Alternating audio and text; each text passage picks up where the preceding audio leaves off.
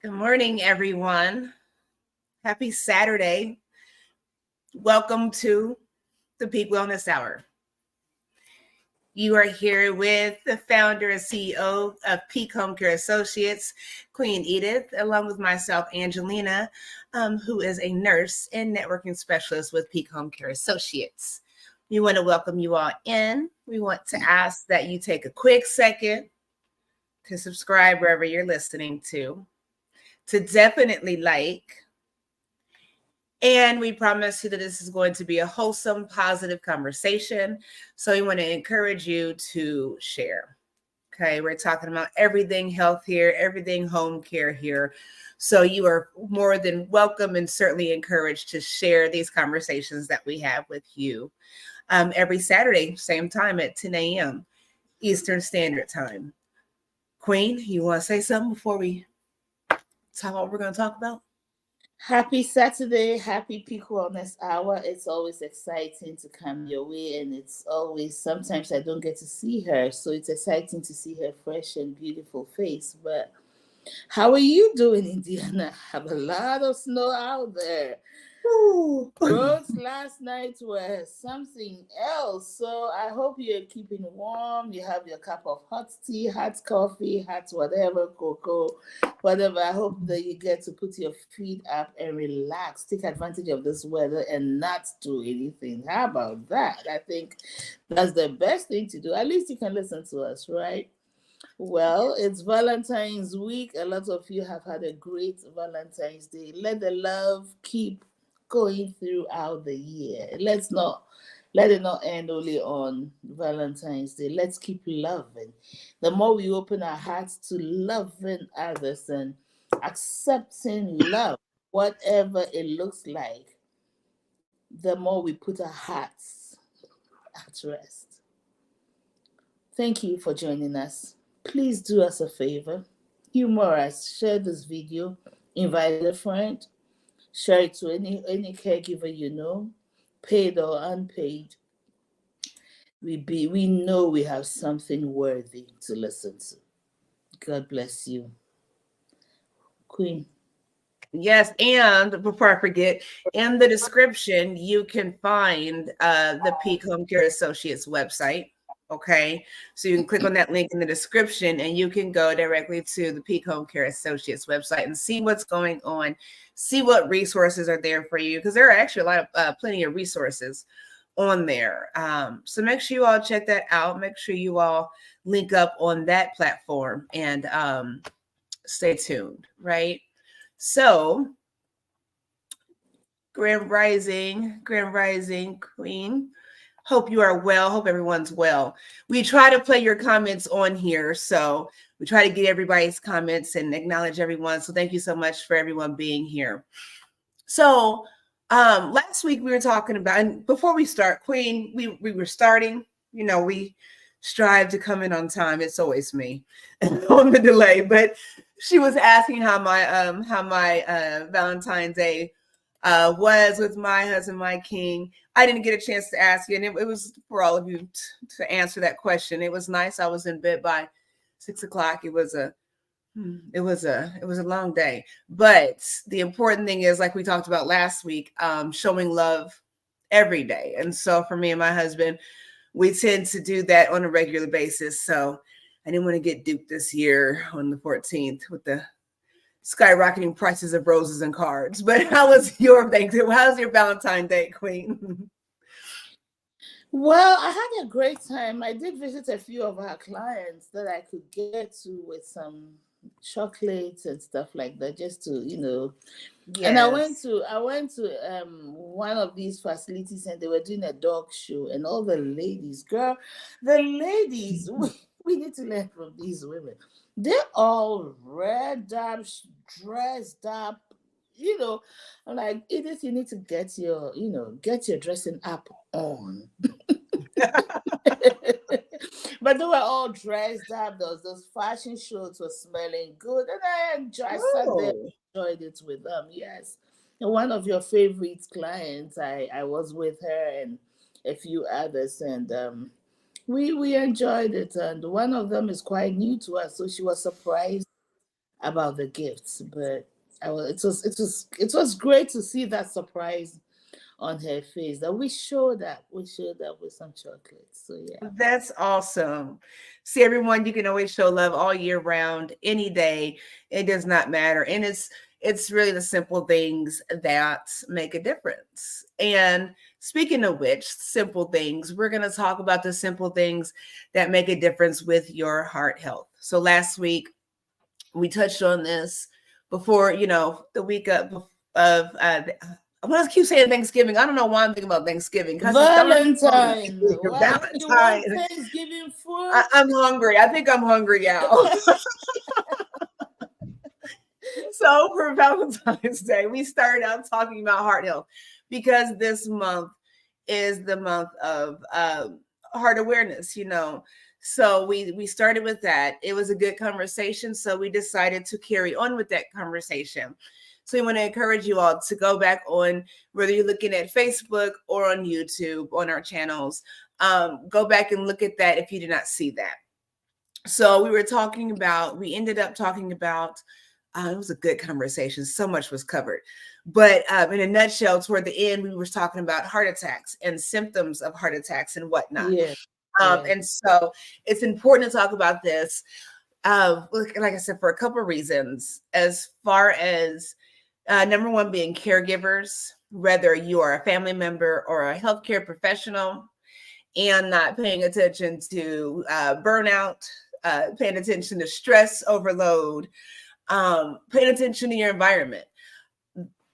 There are risk factors in ignoring those things, right? And then when it comes to the same thing with symptoms of heart attacks, we're looking at individuals, especially our seniors that we're taking care of, that are at risk for heart attacks and cardiac events. Okay. So I'm going to share with you guys. I'm going to share my screen with you all really quickly. Before you do that, you wrote some things that really blew my mind. I was surprised to hear that because I didn't know that. You talked about the fact that many things affect our hearts, which I can't speak for everybody, but I didn't know that. You talked about the kidney, you talked about shoulder blades, you talked about jaws. The arms and the chest, I kind of knew about it. So the fact that jaws, the shoulder blades, those things I really didn't know anything about it. So maybe towards the end you will go into all of this, Absolutely. And you know what I did was, because you all know I like to talk, and we can get to talking and we can get off track, and we'll stay on track, but we want to make sure you all can keep up with our conversation, because we sometimes just go with things because it's such a good conversation. So we like to touch on everything. So as I said, what I did was I did look up some videos to better explain. I started to throw a presentation together, but just short and quick, showing you what that looks like, because I want you all to be able to see, Queen, when you talk about like with the jaw pain and the shoulder pain and different things, it's going to show those vessels and where those blood vessels are going. And if you think about it, the way our body works with the heart, you have 4 valves in the heart. And so when they're pumping out, you have one side that's bringing in poor oxygenated blood, right? And that heart's reviving that blood and sending fresh blood out.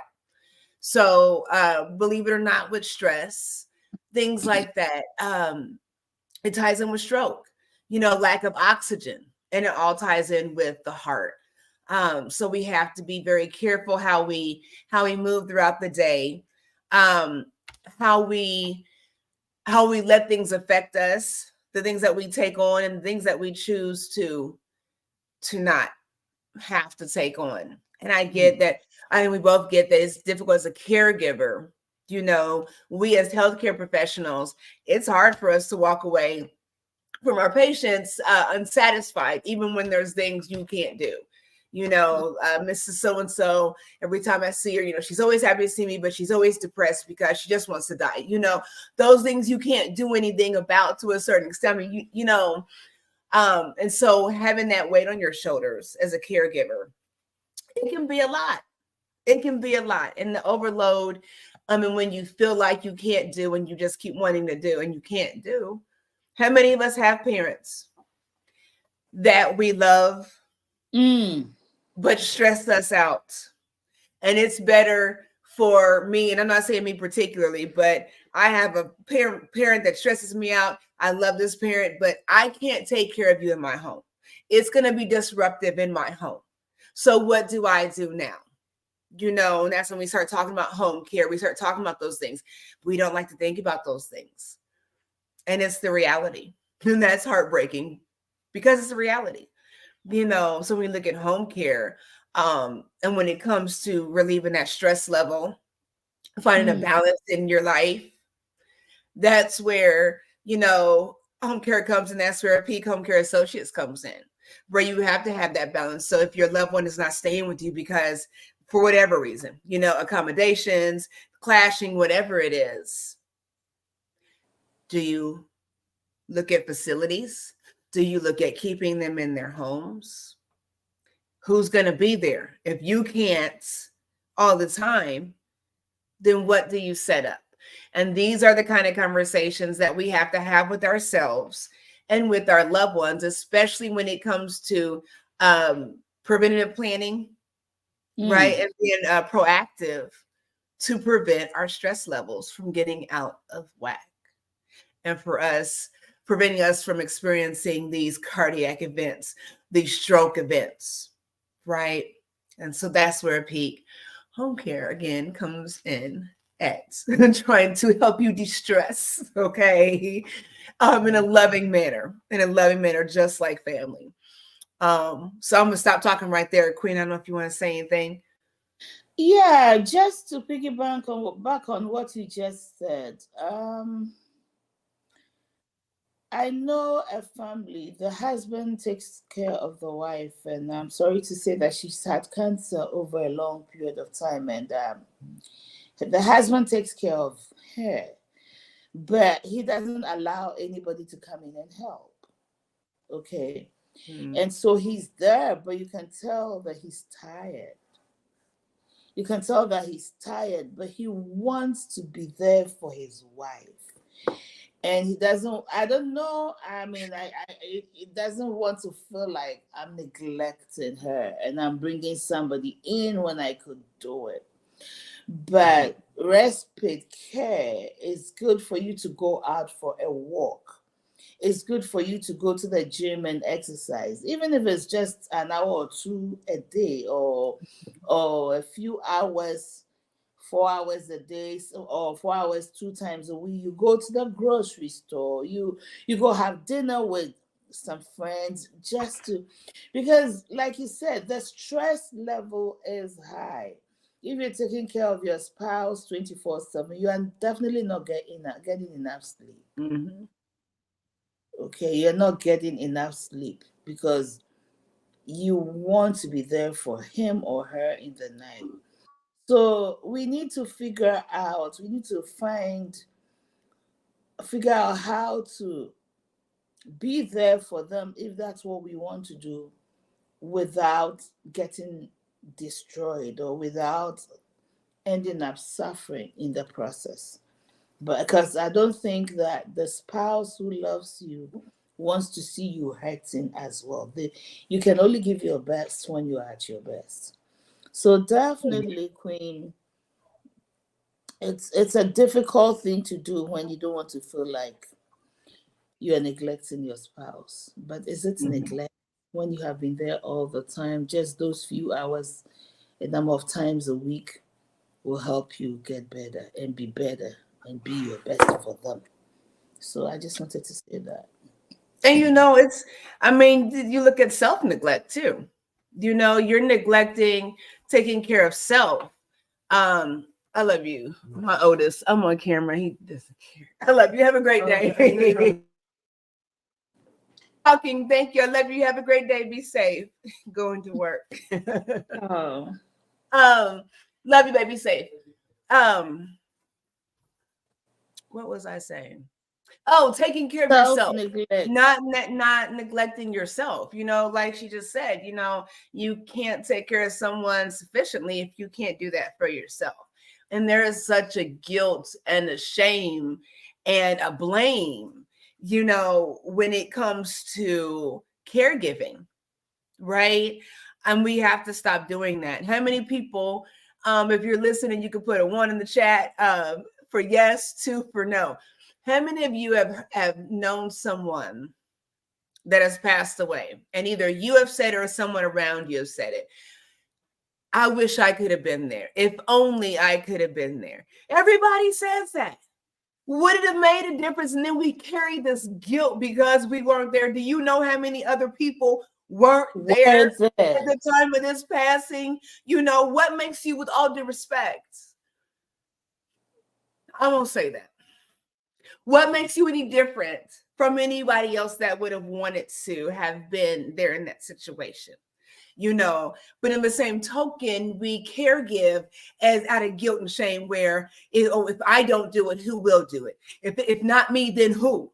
To the point where we don't want to allow anyone else to help because nobody does it better than you.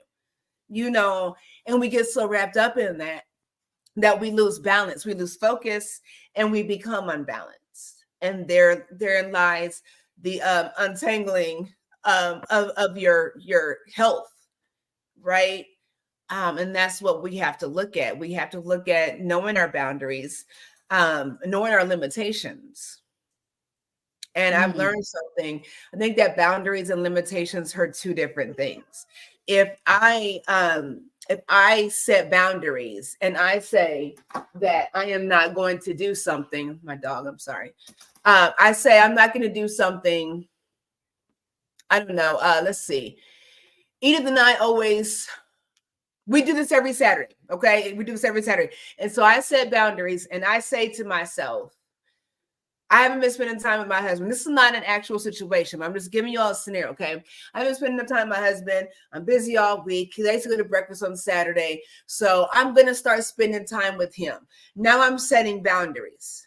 So I'm setting boundaries, but on Saturdays, we do this. So I've set boundaries for my relationship at home, but now I'm not setting limitations here and say, hey, Queen, you know, this is what I need to do as far as my boundaries at home. So we can either do it before or after or, you know, another day, you know. So now I have boundaries that I set. Now, because I set those, I can't expect Edith to respect those because I've not given her the limitations that I've set.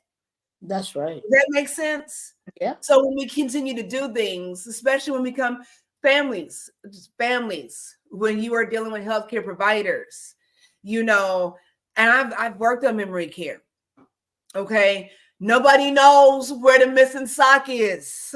Nobody knows where this hearing aid is. Nobody knows where the earrings are that you brought in from your mother's 25th anniversary that you shouldn't have brought in here. Nobody knows where that stuff is. You being angry doesn't change that. No. It does change your health status, though. Because now every time you come in, you're expecting something to go wrong. You're expecting to complain. When you pull up in the parking lot or when somebody comes to the house for care, you're ready to go at them. You're finding something to go at. You are building up a stress level that if you don't pay attention to, you are not going to be able to control. And now you're always angry. Now you're always short. Now you're short with mom. I shouldn't have brought these earrings. I told you I shouldn't have brought these earrings in here. I told you. Now you're angry at mom after you've yelled at me. You know, how could you lose these earrings? You know, what do you say? People losing wallets. You know, what do you say to these things? People lose their But then here goes the stress level, and we're not being realistic about what's going on. There's no communication, again, with our loved ones, with our spouses, with our children, with our parents, with healthcare providers. There's no communication, and we expect things to go a certain way with little understanding as to the process of the outcome, if that makes any sense. And all the while we're getting frustrated and stressed out, and it's causing a domino effect when it comes to healthcare. That's how we get burnt out, and that's how abuse happens. And a lot of times it happens in the home, you know, and it happens more so in the home than it does in facilities. And let me tell you why. Because facilities are regulated. Okay, you lose your job unless somebody's calling on you for adult protective services. At home, nobody knows that you're pinching your mother with long sleeve shirts on. Nobody knows that you're yelling at her and she's demented, right? So it happens more so, but it comes from burnout. Yep. Again, not having boundaries, not setting limitations. You can't do it all. That's why in facilities, that's why in home care, you don't ever see one person taking care of all these people. You can't do that. Burnout. You know, there was a time in home care that even a caregiver could work so many hours and they were not even getting overtime pay, right? Now the Mhm. states, I don't believe it's just Indiana, I think it's all over the nation that anybody who works 40 hours and beyond must get overtime. For that reason, the agencies are also regulating the hours so it prevents caregiver, burnout. But I want to say something to what you said. And sometimes we get so carried away by to take care of our loved ones so much that it becomes our occupation, so to speak. Mhm. Okay, in the day we don't spend time with our friends, with our children, with our grandchildren. We don't make all that time for them, and then, as it always happens, this loved one passes on and your Mhm. life is empty, and then depression also sets in because you don't know what to do with your life. Mhm. And I that's another thing we need to think about. mhm. I agree. And I'm going to read this comment. So, I will share with you all. This is my queen aunt here. Okay? So, in this comment says that's so true. I carry the guilt that dad passed away alone. I was on my way there, but he passed before I arrived. Now, I'm going to share you all a story with that because that is my grandfather. Okay? Yeah, I know I don't like talking about these things on here about my grandparents because I get really sentimental. I can relate to that. For me, it was, and I think I've shared this with you all before on here. It was a matter of him being in a facility, and me not wanting to see him like that, and me staying away. And it wasn't a matter of me missing it by moments. It was that he was there for weeks and months. And it was something I chose not to want to see, thinking that there was going to be a different outcome. And it's taken a lot of years to have to sort through that. But it's unhealthy not to. I will tell you that the stress is unhealthy not to. And it's a burden on self not to. I'll say that, you know. Um, and I'll leave it at that. I will leave it at that. These are things you don't think about, but yes, they all add to stress becoming chronic and affecting health. Yes. Ms. Betty, I will tell you this. This book is a keeper. The body keeps the score. A good friend of mine read it and it's changed their life. The body keeps the score. It keeps record of everything. And we see the results through stress and its related effects on us. Everybody must have this book in their Who wrote that, Queen? I'm gonna put it in the comment section. Bessel Van Bessel, B for boy, Essel, and then Van Vanderkolk, so Derkolk. Okay. Van one word, Gotcha. Der one word, and Kolk another. Okay, I'm Yes, gonna put this in the chat, you all. I'm gonna put this in the chat. You guys gotta check that out. everybody needs to read that book. Okay. Everybody. Yeah, so how's everybody feeling with your heart? How's your heart feel? How does your heart feel? Are you feeling good today? Um, yes, Queen. I will put that in the comments. Okay, so I'm gonna share with you all a quick video. I want to because we were talking about how the heart works, and so like Queen Edith said, we were talking about how it goes to the vessels, or how it goes to like the with the heart attack. Excuse me, let me slow down. With the heart attack, It can travel to the chest, of course.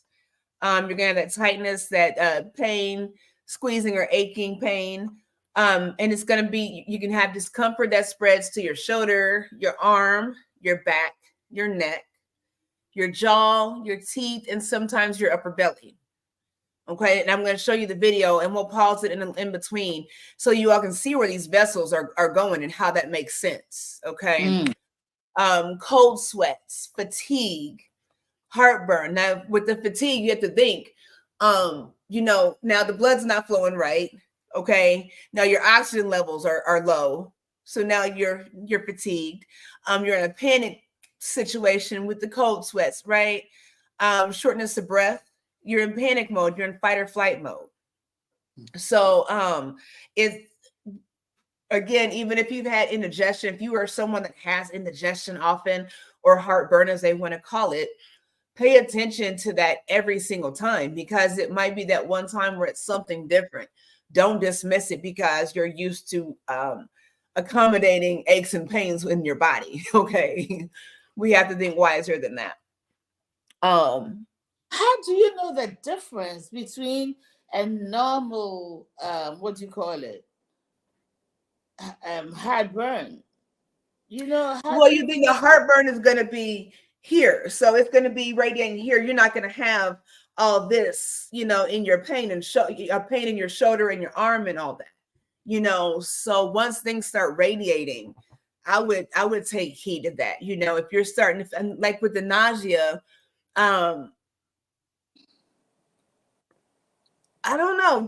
I don't know a lot of people. I know a lot of people that have heartburn, and nausea is not typically. I don't know.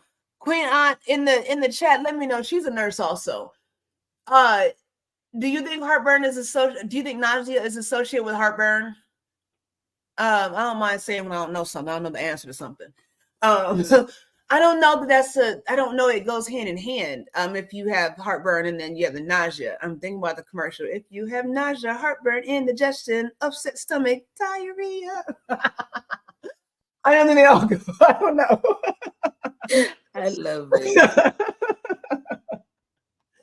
So I don't know. But yeah, if it's radiating into your arm and everything and up your neck, that's definitely not heartburn. Heartburn is something, if you are having heartburn, when it's bad enough, you would treat it with the antacid of some sort. They say baking soda works just as well. Teaspoon of baking soda and some water works just as well as Tums. So there's no reason to suffer, okay, if you do not have Tums. So if you're doing things to relieve that, but it's not going to cause shortness of breath and things like that. So that's my answer to that, I think. Okay. Yeah. Okay, I'm gonna show you guys this. You all, let me say you guys, you all this video. It's like 3 minutes long. Before I do, hold on. Before I do, let me show you all the copyright, the Fair Use Act. We do not want to get stricken, whatever you want to call it. So please do not strike our video. YouTube and Facebook. Well, this is for educational purposes only. We're going to be looking at a couple of videos from the Mayo Clinic. Hopefully they want to share the knowledge and not have us stricken. So under the copyright disclaimer, under Section 107 of the Copyright Act of 1976, allowance is made for fair use for purposes such as criticism, comment, news, reporting, teaching, scholarship, education, and research. Fair use is a use permitted by copyright statute that might otherwise be infringing. Non-profit, educational, or personal use tips the balance in favor of fair use. Please enjoy the content.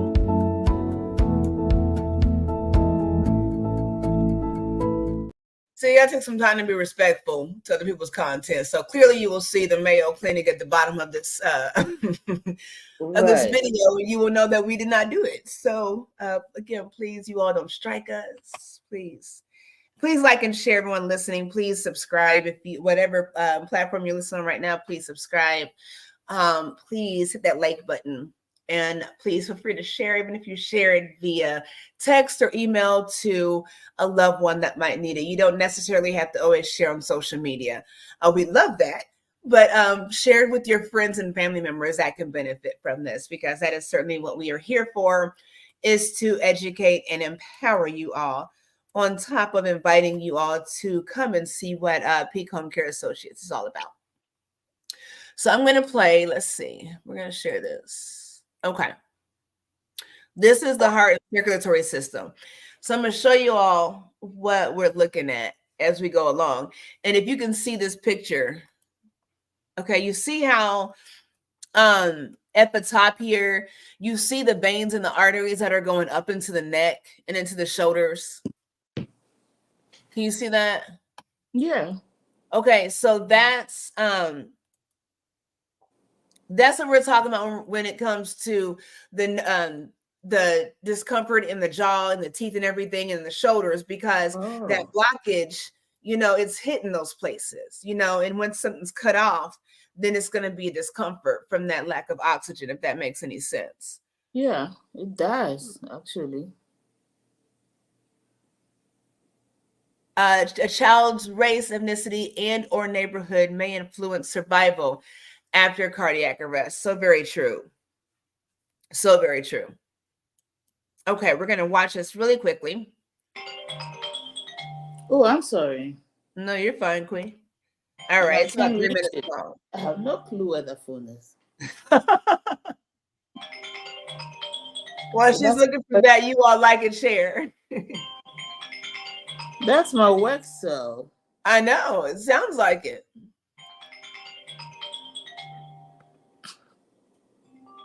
Oh, come on, stop. Thank you, Lord.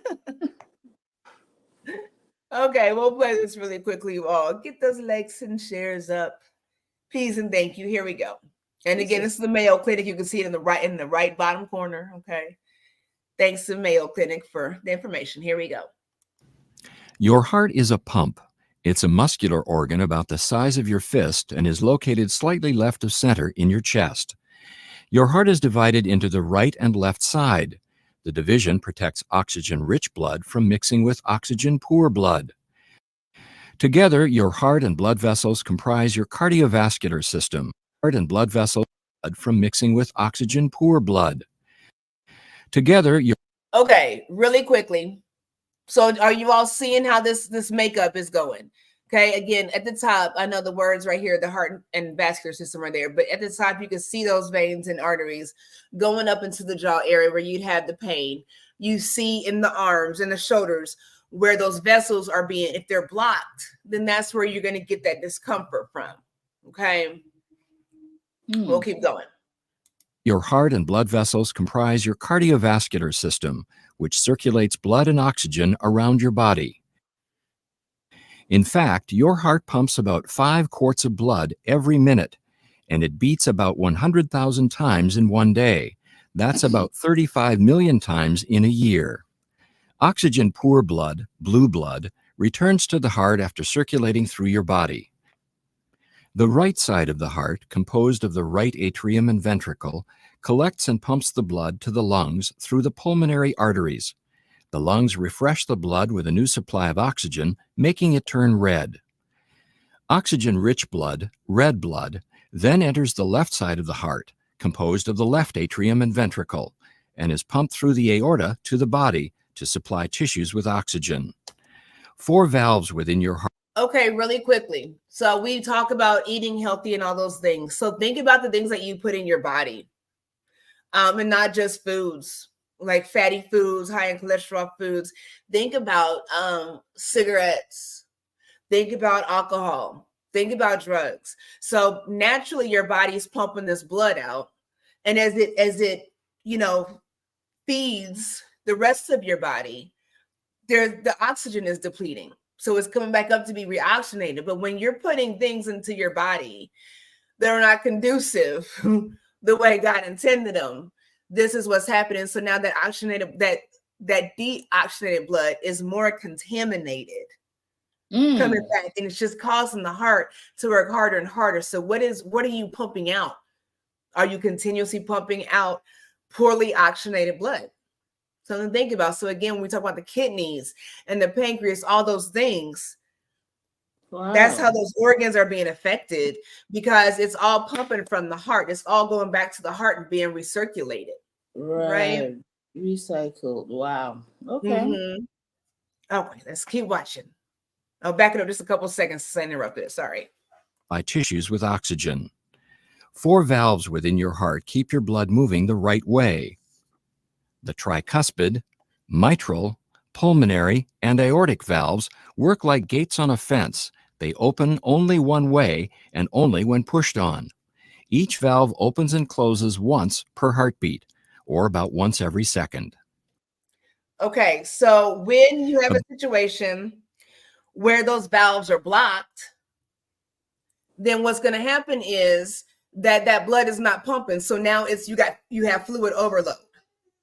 So where's that blood going? Now that's how you have the swelling in your feet, because there's blockage. It can't keep pumping through the heart because there's a blockage, because something's not opening and closing properly because of that blockage. And there again goes the other issues within your body, if that makes any sense. Beating heart contracts and relaxes. Contraction is called systole, and relaxing is called diastole. Okay, so the systole, so that's what we're talking about here. I'm gonna rewind this, okay? So when you say, if you have a blood pressure of 120 over 80, the 120 is a systole. The 120, yeah, it's a systole. The 80 is the diastole. So the top number is showing what's being pumped out, and the bottom number is measuring how it's supposed to be coming back. Okay. So if you have that, if that top number is low, that's meaning that you're not pumping blood out like you're supposed to. And by default, that bottom number tends to be low as well. Whereas you can have a situation where that top number, that systolic number is high, but not necessarily the diastolic, and it will be higher because it's working harder to pump back. But that higher number is showing you that there is a blockage, there is a lack of flow or whatnot. So just so you all know, when you see your numbers at the doctor and no one wants to explain to you what those numbers are, that is what that is referring to. I'm going to back it up just a little bit. A beating heart contracts and relaxes. Contraction is called systole, and relaxing is called diastole. During systole, your ventricles contract, forcing blood into the vessels going to your lungs and body, much like ketchup being forced out of a squeeze bottle. The right ventricle contracts a little bit before the left ventricle does. Your ventricles then relax during diastole and are filled with blood coming from the upper chambers, the left and right atria. Then the cycle starts over again. Your heart is nourished by blood too. Blood vessels called coronary arteries extend over the surface of your heart and branch into smaller capillaries. Here you can see just the network of blood vessels that feed your heart with oxygen-rich blood. Your heart also has electrical wiring, which keeps it beating. Electrical impulses begin high in the right atrium and travel through specialized pathways to the ventricles, delivering the signal to pump. The conduction. So when we're talking about when you hear the term AFib or whatnot, that's what it's talking about when those vessels are not firing properly. That is what AFib is. We're sharing this because doctors don't share these detailed things. We don't do our own research, and we trust what somebody else tells us. So by all means, we're watching this together, but I do want to encourage you all to do your own research, your own further research, and learn more about whatever it is you want to learn about. But when it comes to the heart, in your body, make sure you do your research so you understand what somebody's telling you at the doctor. And it makes sense to you as far as your health. So we're almost done. A couple more minutes, or a couple more seconds. System keeps your heart beating in a coordinated and normal rhythm, which in turn keeps blood circulating. The continuous exchange of oxygen-rich blood with oxygen-poor blood is what keeps you alive. Thank you, Mayo Clinic. You probably know Vistaprint for business. Okay. So what do you all think? Did that make sense to everyone? Let's see what's going in the comments. It's almost foolish of me to think back. I never thought about the recycling of the blood in the system. So it distributes, it goes back, and then when it doesn't have enough energy or it's deoxygenated, it goes back to the heart, gets reoxygenated, and then it pumps right back. So wow. So if your blood gets too contaminated, then the heart has to work extra hard to get it oxygenated properly with enough oxygen. So if it's not able to, then you keep getting contaminated blood circulating in your system. Wow, thank you. That is education for me.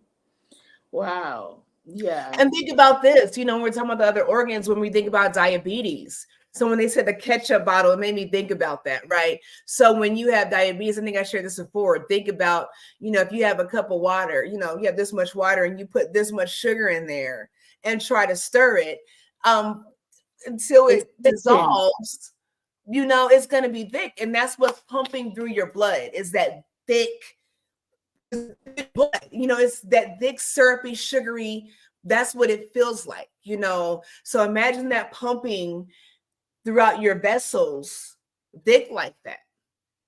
That's why with diabetes, we have to be very careful. We have to be very diligent with paying attention because it causes heart, that's how it affects your heart, strokes and everything like that. So yeah, think about that with that image, with the video. And again, thank you to the Mayo Clinic. You all check that out. If that blood was flowing through and it was thick as molasses, yeah. So let me ask you, I'm sorry to interrupt you, but will drinking water help neutralize it? The sugar, like in the case of diabetes, will drinking enough water, because water is oxygen and hydrogen, right? Right. Fluids definitely help with that. Fluids help with that. And I'll tell you what, with diabetes, fluid helps with that, but it's a whole different diet concept, getting rid of those fatty foods, that's going to increase that sugar, the carbohydrates that are going to do it, things high in cholesterol, you're going to look at those. Water is, when it comes to the heart, water is good. If your blood pressure is low, you want to drink plenty of water because that water is going to make everything flow, right? And it's going to get everything pumping back right. On the flip side, and I had to learn this as a nurse in a facility, if they're hypertensive, if their blood pressure is high, you do not push fluids. It's not going to help. It's going to actually cause more harm because now where's this fluid going? Now there's a blockage somewhere, and now you're trying to push fluids.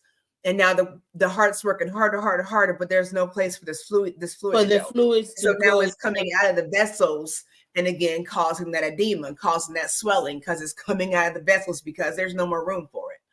So and that's what diabetes does. So yes, fluid intake, as we always talk about here, is certainly key. Absolutely. Wow. Thank you. Absolutely. Thank you.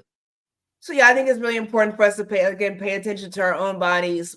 For caregivers, pay attention to signs and symptoms with our loved ones, with those that we are providing care for.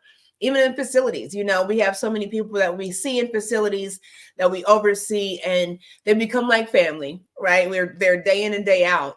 And it's just, oh, that's just Mr. So-and-so being the way he is. Or Mrs. So-and-so always complains every morning. When you touch her, she complains, and now we're overlooking things that could be something severe, so never take someone's complaints, especially a senior citizen. I get the crying wolf thing, but when it comes to senior citizens, you can howl to the moon, and I'm coming and I'm gonna answer that call, So I don't mess around when it comes to senior citizens and the needs that need to be met there, especially when there's lack of communication, there's a lack of trust.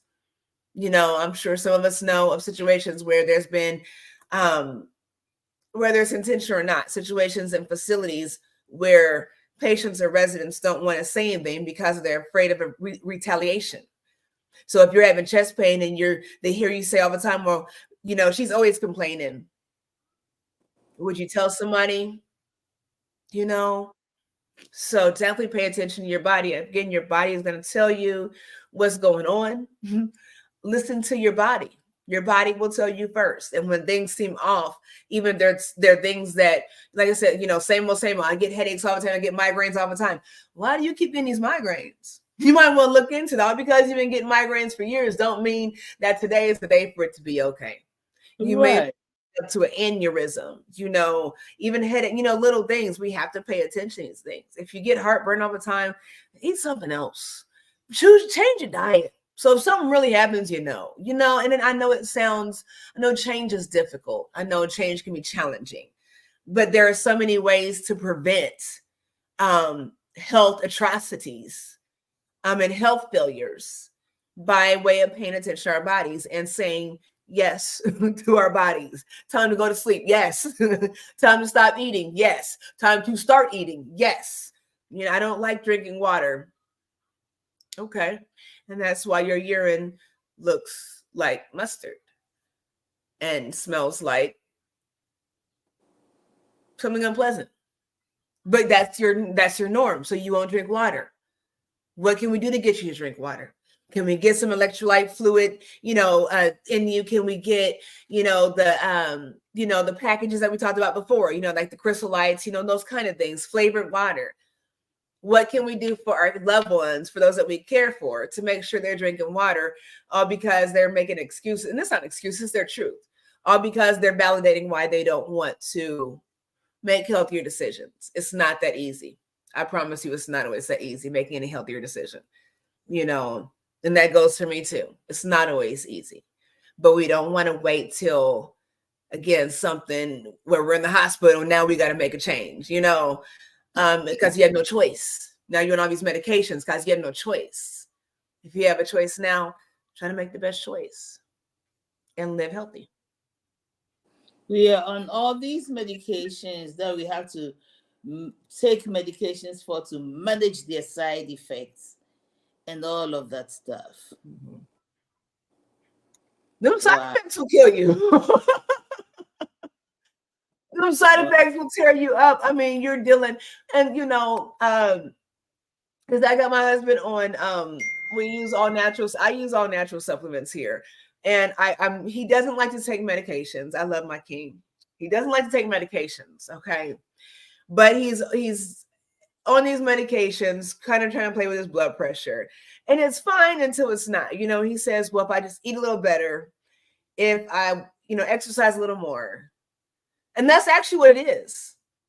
But he's still taking his medications. But I'm trying to get him to take my supplements, I don't want to take any more pills. Why don't you take the healthy ones then? Why are you taking the ones that for your heart that had you going to go get blood work to make sure your kidneys are working right? You know what I'm saying? Yeah, that's the thing. Yeah, we give up our freedom because now we have to. Okay, so what can we do? Yesterday I called a guy friend of mine and I said, do you work out? He says, I do. I said, I know I need to exercise and I'm struggling to get to the gym. Should I come with you to the gym? He said, yeah, sure. Come and work out. Come out, I'll push you out of your house to work out. So listen, if you're struggling with it, because it's too cold out with all that snow, find a gym. Like a lot of communities have community gyms that you don't even have to pay for.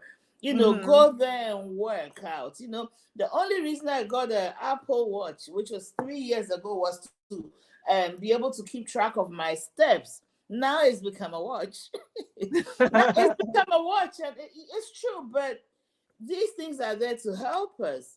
And I know you can feel your body going bad. You can feel it. You know it.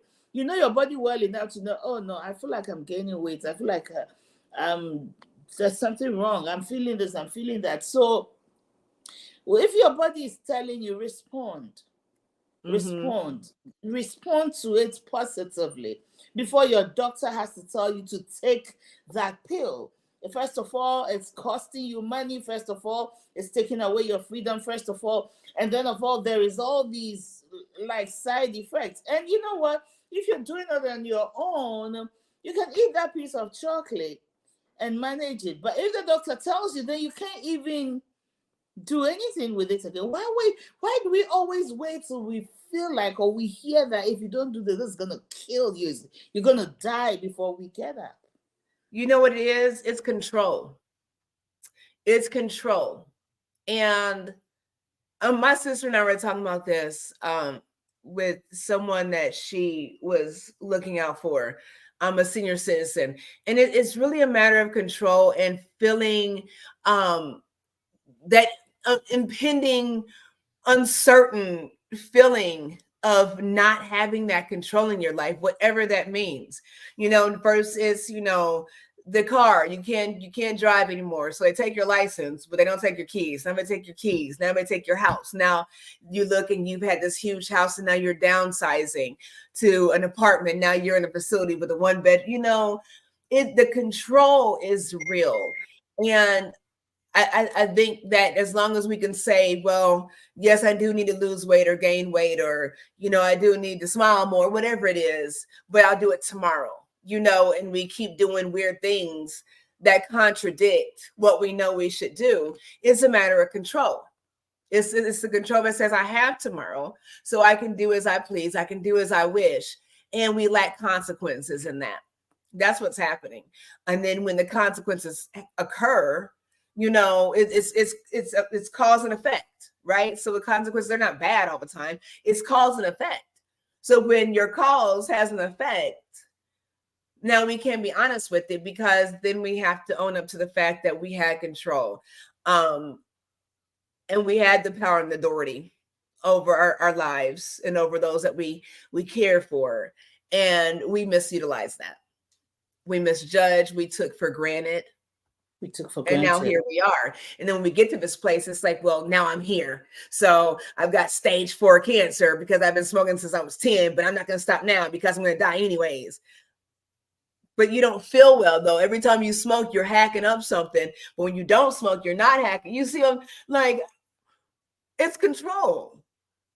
It's control. If you look at the stories, and I'm not throwing any shade to anyone that is dealing with obesity, there's a conversation that needs to be had in America. But when you have situations where we're talking about, you have little girls that are putting their fingers down their throats and they weigh 85 pounds in high school, to where now something happens and now you are 100 pounds overweight, you're 200 pounds overweight. How does one person get to be 1,000 pounds? Let me tell you how, because you said, here I am right here. So I can't look back now. I'm too far to look back now. So I'll just keep going and keep going. And we devalue our own lives. That's what the problem is. We devalue our own lives, and we keep pouring negative things into our lives that are not going to be beneficial in the long run. And we have to stop with the microwave mentality. We have to look towards our future. If you are a caregiver, how do you want somebody caring for you? And how difficult is it going to be for them to care for you, dealing with your health issues? We might be young now and be able to move around right now, but how are we going to look at 70 and 80? Can we not go to the bathroom because we have diabetes and we didn't take care of it? Now we ain't got no feet because we just want to keep doing what we're doing now. We have to think like that. We have to think about future ambitions and how that looks like in our reality. And we're not doing that when it comes to healthcare in America. And I'll land my plane with that. Wow. What is there to say? What is there to say? We have the control. We have the power. And, I feel like your body takes it for so long, and it keeps warning you and warning you and warning you and warning you through so many ways. Mm-hmm. And we still refuse to heed. And ultimately, your body gets used to it, though. So it's the norm for your body now. You see what I'm saying? Like, just like if you take pain medication, after so long, that pain medication is not going to be so effective because your body's used to it. When we get vaccines, they give you the very thing that your body's supposed to fight off, so that your body can identify what that very thing is supposed to fight off. That's what cancer is. Cancer has learned how to infiltrate these cells, and when they're ready to flame up, But for a long time, cancer will go in your body and you never even know it because they've kind of interacted with the rest of your cells and disguise themselves as not harmful cells. Think about that. Wow, you've given us a lot to think about. You've given me a lot to think about. I try. I'm thinking about it too as we're talking. So yeah, it's and that's what I'm saying. It's all of us. Like I had to think about these things, you know, even as a healthcare provider, I had to think about these things because we're so busy we don't. So when your body stops talking to you, you know, I remember when I was younger, my mom used to tell me, well, I grew up in church, you know, so my mom would tell me, you know, you never want God, you know, to take his hand off you, you know, and you know how it is. That always bothered me. You know, I'm like, well, why would God take his hand off of me? You know, if I'm God's child, you know, but I thought about it as a parent and you keep trying to tell your children something, they don't listen. It's hard to let them learn the hard way. And our bodies are the same way. Our bodies are not, because when we understand things and our bodies know we understand it and we keep being neglectful to self, could you imagine how offensive that must be? And if you really dig deep inside your brain, how offensive it is to not love yourself and not care about yourself enough to listen to yourself. So you can't listen to yourself. We appreciate you listening to us, but if you can't listen to yourself, then you're in trouble. You know, you probably don't need to be listening to anybody. Listen to yourself. Trust your gut. Trust your gut. And you can find some discernment and get some clarity or whatnot and confirmation, but don't ignore. Don't just flat out ignore. Girl, I don't know what's been going on. You know, my stomach's been upset. I haven't had a bowel movement in 4 days, 5 days, 5 days. And you've eaten 4 times a day in 5 days, ma'am, sir. You know, your body's telling you. And all of that stuff. And it's not only about it's not only what we eat, but even our work ethics, our sleeping habits, our work habits, all those things, we're chasing the dollar so much because so many of us are living above our means. So you get this beautiful house, but you can pay for it. So you got to work 3-4 jobs, and you can sleep in your house maybe 1 night or 2 nights a week, and you're working yourself. You're not getting rest. You know, there's so many facets to this, and we need to ask ourselves the hard questions. So I'm glad that this is this month is loaded with a lot of things, and one of them is taking care of your heart. One of us is Black History Month. And for when you look at statistics for heart diseases and stuff, I think Black women are at a greater risk compared to all the other nationalities. I was trying to get some things there. Look at it, 15.5 per 100,000 of Black children, 3.8 for Hispanic, for white, and 3.3 for. Look at the difference, 3.8 and 15.5. You know why that is, though? You know what it is? It's what we eat. You can't say, anyone is free to challenge us respectfully. This is my opinion, but you can't say that Black people are predisposed to heart issues, cholesterol issues, things like that. It's just not true. Why not asthma? Why not things like that? It's because what we put in our body. So when you are brought up to think that, you know, I mean, if you look at, you know, some years ago, okay, we look at the Jim Crow era, and we're not making this about a race thing or ethnicity thing, but I just want to show you health-wise, okay? When you look toward the Jim Crow, where Black people were eating slops and leftovers, things that they were pulling out of, you know, pigs and stuff and throwing in the garbage. And that's what we're eating. And we made it out of delicacies now. You know, your chitlins, your pig feet, those things that are high in everything not good. And now we still eat it. Bacon, sausage, it's the same thing. And I joke about the chitlins and pig feet. Chitlins a little different. But I mean, a pig is a pig. You know what I'm saying? A cow is a cow. Pork is pork, beef is what it is, but that's what we're doing. We're eating things, and we've been programmed to eat things that are not healthy for us. We've been programmed to put all this sugar in everything, and less of that sugar, it doesn't taste good. Let's that salt, it doesn't taste good. But when you go to when you go to expensive restaurants, a lot of times there's a little salt shakers on the table, the little bitty ones, and like you're scared to use them because they're so small and dainty and it's not enough. It's not enough. But that's what we're used to. And so because we raise our children generation after generation on these foods, especially processed foods are the worst. There's so much sodium and cholesterol in those little Marie Calendar boxes. It's horrible. There's enough sodium that should last you the day, and so that's where that's coming from, is poor eating habits, and it's generational. It's generationally taught. If you go to look at the people on the list up here in the comments, Hispanics cook totally different. They don't season their food with a lot of salt. They use a lot of spices, as far as like they use spices. They use more natural things, not processed things. Same with a lot of white people that are on a different pay scale, because make no mistake that it's, these numbers affect Black people and poor people. I don't care what color you are. The poor people fall in line with that too. So if you're living in poverty, you fall in line with the Black community. Okay. I don't care if you're red or yellow, black and white. It doesn't matter. You fall in that line. And again, it's all back to how we treat our bodies and what we understand and the knowledge that we have about the sacredness of our bodies. So it starts with education. That's why we do ask you to please share this. It starts with education. It starts with having a conversation and being okay to say that you don't know what you don't know. And I guarantee there's doctors. I've asked my aunt on here once. I'm always asking Queen Edith things. I don't know what I don't know. We had to stop looking at people and thinking they have all the answers about us. Get to know yourself.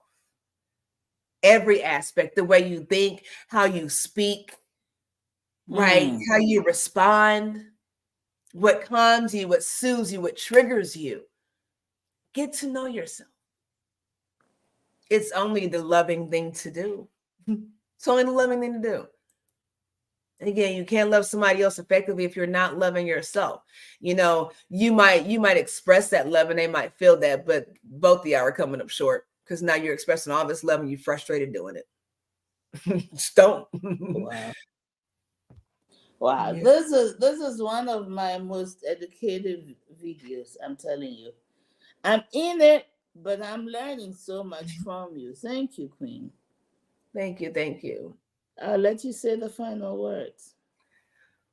Well, I always enjoy being here with this Queen, having these conversations, and we always enjoy being here with you all. We enjoy you all tuning in. It's an interesting time of the day, but we like to think that we start your weekend off well. You're up early enough to splash some water on your face, grab your tea or your coffee or whatever, get you a glass of water on the side with that, and spend time with us. We do not take that for granted. We definitely want you to go and check out peakhomecareassociates.com. Again, that's in that description.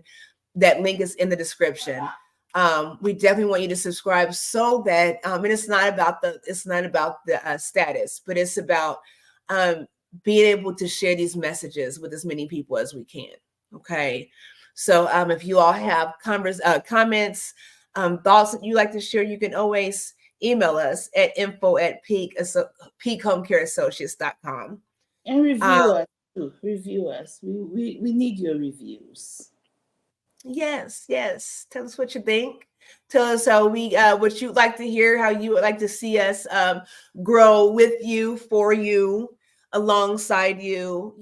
This is a community effort, what we do. And again, we always love to talk about home care and how Peak Home Care Associates can help.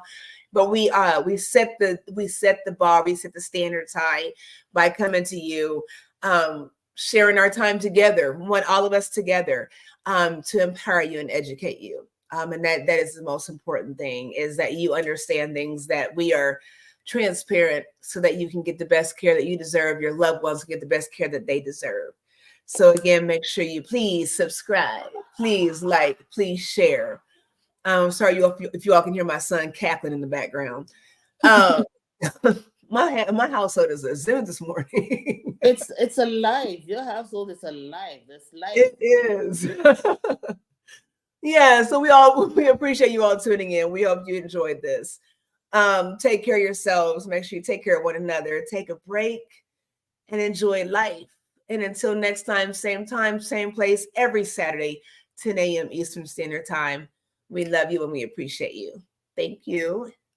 Thank you.